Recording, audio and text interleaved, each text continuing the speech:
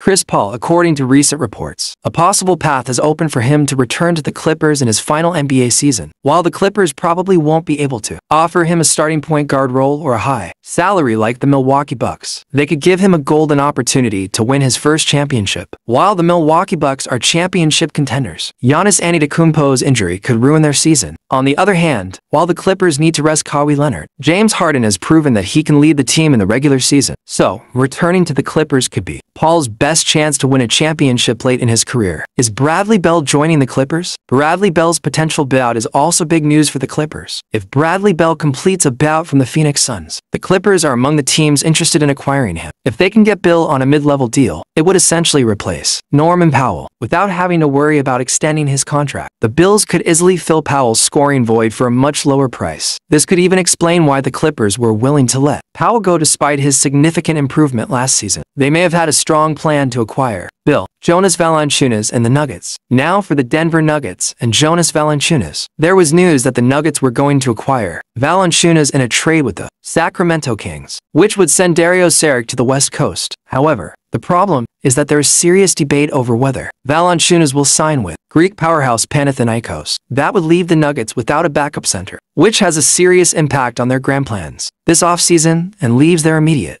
future in a lot of uncertainty. However, NBA insider Mark Stein has clarified that the Nuggets have not yet finalized their trade with the Kings for Valančiūnas. This is not because they are cold feet, but rather because Denver is looking to trade Valančiūnas separately from the Brooklyn Nets deal for Cam Johnson. Michael Porter Jr. This would allow them to remain under the first apron and maintain flexibility for potential future deals. All indications are that the Nuggets will finalize the Valančiūnas trade soon. They have issued a statement that they intend to honor their contract with the Kings and will do whatever they can to retain Valančiūnas. Despite strong interest from Panathinaikos. Lakers offseason plans, the Lakers are reportedly planning another trade this offseason. It's no surprise that the Lakers haven't made any moves in the past few days, especially since they already have a strong 14-man lineup with Austin Reeves, Luka Doncic, LeBron James, Rui Hachimura, DeAndre Ayton, Gabe Vincent, Dalton Neck, Zach LaRavia, Jared Vanderbilt, Jackson Hayes, Jordan Goodwin, Maxi Kleber, Omar Yurtseven, and Shaq Milton. This means that they still have a vacant spot in their lineup, which they could use to acquire another new player available on the free agency market to complete their official roster for next year. According to the latest news, they're not just looking to sign new players in free agency. They're also planning to participate in a merger trade in the coming days to open up their full annual exceptions and clear a roster spot. Yes, you heard that right. The Lakers will participate in a 3 or 4 team trade in the coming days to strengthen their lineup and deepen their bench.